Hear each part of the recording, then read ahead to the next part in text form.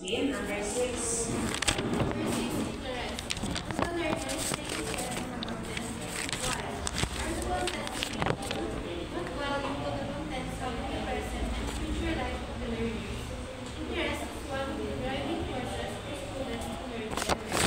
We will tell me the reason if you are interested in what we're discussing.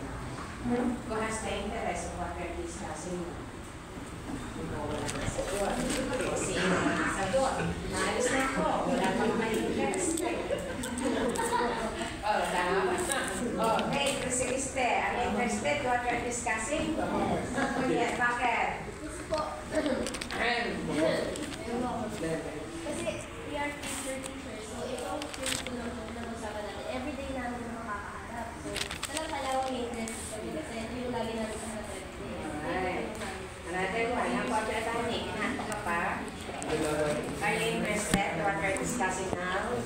Okay, so who are you interested? Kasi kung di kayo interesado lang, basta kayo sa pinto. Mr. Tirado, are you interested in what we're talking about? Yes. Okay, so interesting dapat na yun. Okay, so pag sinabi natin commonly use in the daily life, lagyan niyo yun, utility. Okay?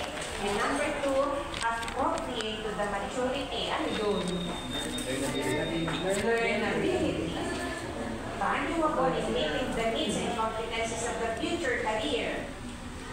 Ano siya? Utility. Okay. Tama ba? Utility yun. Magagamit mo ba? Related to others' skills or discipline for complementation and integration. Ano po? Ano yun? Saan siya related? Yung number 4. Saan related? Sa significance yun. Sa significance. O kasi, content should contribute to ideas, concept, principles. So yung number 4 ay sa significance. How about this one? Important in the transfer of learning to other disciplines. Saan siya bagay? Importante daw para ma-transfer ang learning to other disciplines. Alright. Pwede naman sa lahat. Pwede naman sa lahat. Pero, mas bagay ano sabi mo, Uriel? Mas bagay? Okay, learnability. Kaya. Alright. Basics, fundamental principles for curriculum content. Nasa content pa rin tayo Paano may 1952 proposed that the contents in the curriculum should be guided by balance? Balance. Ano sunod? Integration. Yes. Integration. And however, in designing curriculum content, Hankins and Ornstein added an important element which is hence from basic to basic jargon. Okay? Initials of balance, articulation, sequence, integration, and continuity. Sinamahan ng scope, kaya basic. So, dapat naintindihan natin kung ano yung jargon na yan. O ano ngayon yung balance. Ay, kumuha ka sa akin mamaya. Kung wala ko ng libro.